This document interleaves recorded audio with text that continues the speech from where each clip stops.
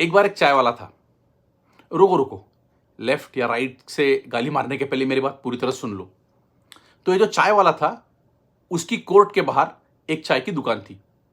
और होता यह था, जो भी कोई वकील वहां पे आता था, जाता था, चाय पीता था, ये चाय वाला उन सबकी बात सुनता था। वो जानता था कि भाई कोर्ट में कौन सी केस चल रही है, आज वकील कौन सा एविडेंस पेश कर रहा है, कौन सी दलील पेश कर रहा है, क्या केस चल रहा है, फिर जजमेंट क्या हो रहा है, वो जो जज था वो कौन सा सेक्शन सुना रहा है। ये जानते जानते उस चाय वाले का नॉलेज इतना बढ़ गया कि 8 साल में वकील खुद एग्जाम को बैठा और ऑफ कोर्स एज एक्सपेक्टेड वो जो चाय वाला था वो गोल्ड मेडल लेकर बाहर आया। कहने का मतलब यह है कि अगर हम कोई भी चीज को ऑब्जर्व करेंगे ना, उस एनवायरमेंट में रह के, तो हम भी बहुत कुछ चीज सीख सकते हैं।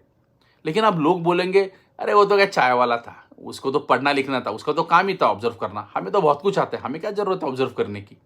लेकिन यहाँ पे एक गलत थिंकिंग है। जितना बंदा ज्यादा पढ़ा लिखा होता है, जितना बंदा ज्यादा ज्ञानी होता है, उतना ही वो ज्यादा ऑब्जर्व करता है, उतना ही ज्यादा वो सीखने की कोशिश करता है। कई सालों पहले लंदन के एक चिल्ड्रंस हॉस्पिटल में एक हादसा हुआ कि वहां पे छोटे बच्चे जो थे, वो जो इन बेबीज थे, जो इन्फेंट बेबीज थे, जहां पे उनका जन्म हो रहा था, वो बहुत छोटे बच्चों की मौत हो रही थी। और वो डॉक्टरों को, कुछ लोग, उन लोगों को कुछ समझ ही नहीं रहा था कि भाई कि हो क्या रहा है, हम कैसे इसे फिक्स करें। तो एक दिन वहां के डॉक्टर्स लंच ब्रेक में, एक 16 घंटे की उनकी शिफ्ट करने के बाद में, खाना खाते हुए उन्होंने टीवी लगाया।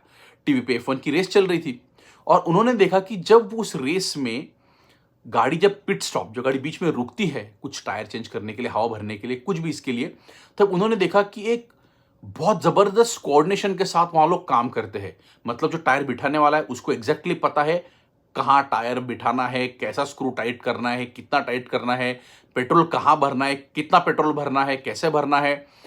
तो वहां पे जो हर एक बंदा था वो जबरदस्त कोऑर्डिनेशन के साथ काम कर रहा था। उसको एग्जैक्टली पता था कि मुझे एग्जैक्टली करना क्या है। और यही नहीं, बल्कि उन्होंने ये भी देखा कि ये सब चीज देखने के लिए कोई कोऑर्डिनेटर वहां खड़ा है। जब तक वो एक ग्रीन लाइट नहीं देता तब तक वो गाड़ी वापस ट्रैक पे जाती नहीं थी।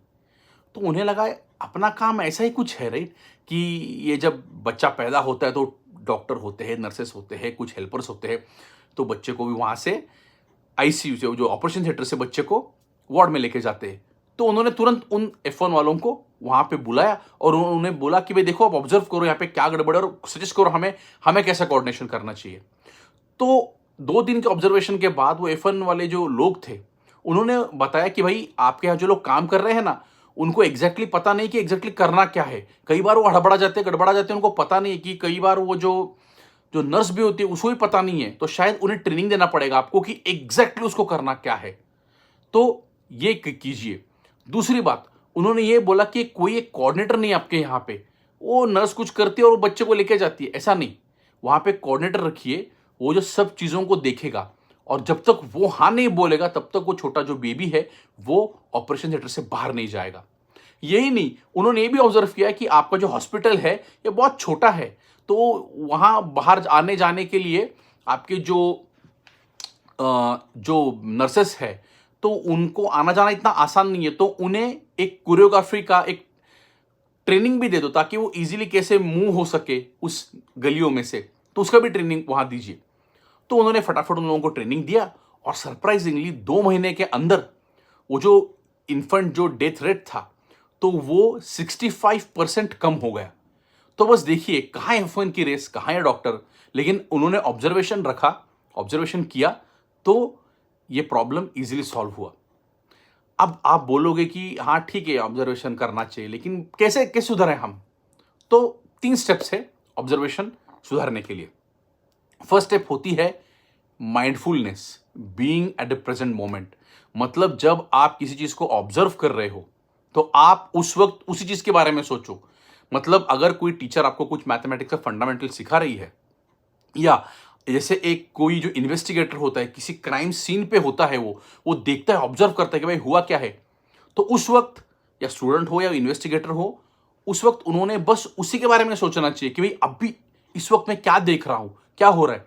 ये नहीं सोचना चाहिए भाई मेरी बीवी का क्या हुआ, मेरी बीवी के साथ मेरा झगड़ा हुआ, ओ भाई मुझे कल ये बिल भरना है, मेरी माँ का क्या होगा, मेरे बच्चे का क्या होगा। नहीं, उस वक्त उस मोमेंट पे आप रहिए, उस वक्त पूरा आपका फोकस उस चीज पे लगाइए। बात नंबर 2 होता है कि यूज ऑफ मल्टीपल सेंसेस। जब कोई भी चीज आप देख रहे हो ना, तो सिर्फ आपकी आंखें वहां पे नहीं रहनी चाहिए, आपका कान, आपकी आंखें, आपका दिमाग वही रहना चाहिए। अक्सर ऐसे होता है, टीचर जब कोई सिखाता है, आपकी आंखें तो टीचर की तरफ होती है, लेकिन आपका दिमाग कहीं और या फिर किसी और की तरफ होता है। ऐसा नहीं करना है। जब जैसे फॉर एग्जाम्पल एक इन्वेस्टिगेटर भी होता है या फिर एक स्पाई होता है, वो जब कोई चीज को देखता है तो सिर्फ देखता नहीं है, उसका कान भी उसे आजू बाजू की चीज की सराउंडिंग्स की आवाज देखता है।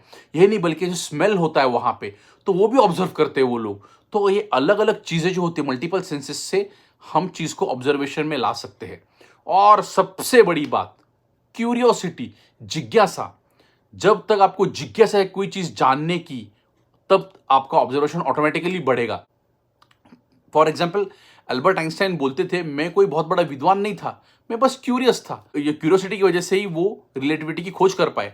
आप लोग रोज घड़ी देखते होंगे, लेकिन अल्बर्ट आइंस्टाइन जो थे उन्होंने भी एक दिन घड़ी देखी और उन्होंने रिलेटिविटी का खोज की। तो अगर आपको आपका ऑब्जर्वेशन बढ़ाना है, आगे बढ़ना है, तो बस उस चीज पे ध्यान रखिएगा। आपके आंख, कान, नाक, दिमाग उस जगह पे लगाइएगा। और सबसे इंपॉर्टेंट बात, आप जिज्ञासा, क्यूरियोसिटी लाइएगा। ये 3 चीजें अगर आप करोगे तो आपका ऑब्जर्वेशन बढ़ जाएगा और आप और भी महान बन जाओगे। खैर, ऐसे ही और महान बनने के लिए आपको लेते रहना है विटी शॉट।